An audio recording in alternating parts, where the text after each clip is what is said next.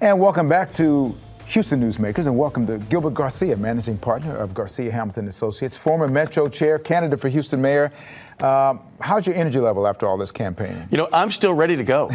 It's been fun, and the funner it is, the more energy you get from it. Yeah. The more energy you get from the people, the forums, all the activity. So I'm excited. We're going to go all the way to 7 o'clock Election Day. So what message that you've been given do you think has been most resonating with people you've been able to talk with?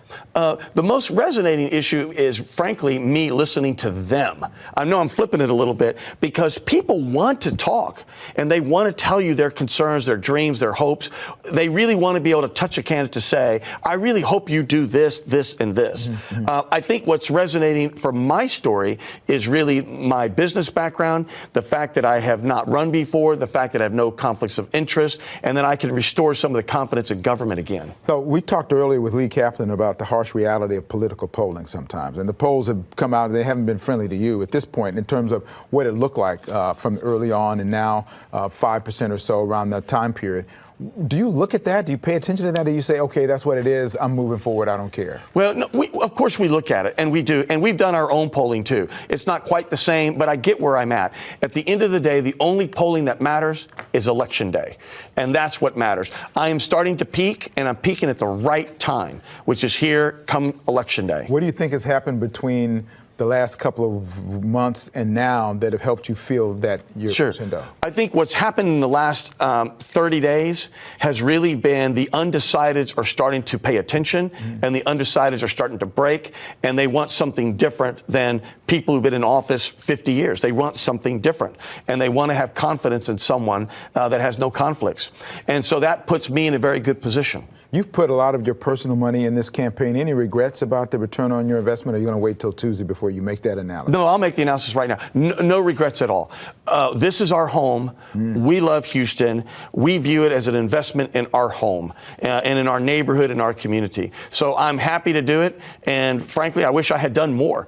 But ultimately, we're very pleased with where we are. Because remember, I came from zero name ID. Zero. To now my name ID is in the 50%. And so it's worked.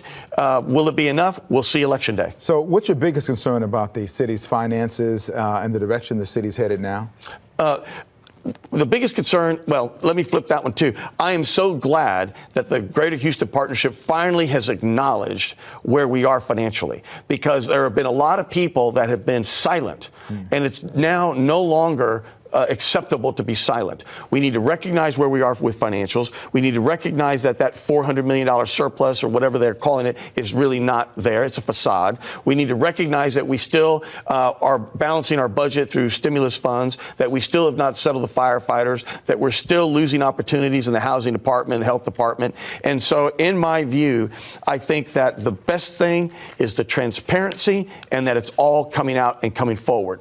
The Jackson Lee tape got a lot of attention. Your thoughts on whether or not it can help your campaign, or does it really matter? I don't think it matters that much. I think it was a quick headline for some, both to the positive for some and maybe to the negative for others. But I think at the end of the day, the people who support her know her. The people who support Whitmire know him. And I think the undecideds are going to look for something different. And I think I'm going to be the beneficiary of a lot of that movement. So let's forward now to Tuesday. This is Election Day. People are waking up. Geez, what am I going to do? Who am I going to vote for? What's your pitch to that voter who's trying to make up their mind? They're still in that undecided vote. What do you pitch to them in terms of getting? It's real simple.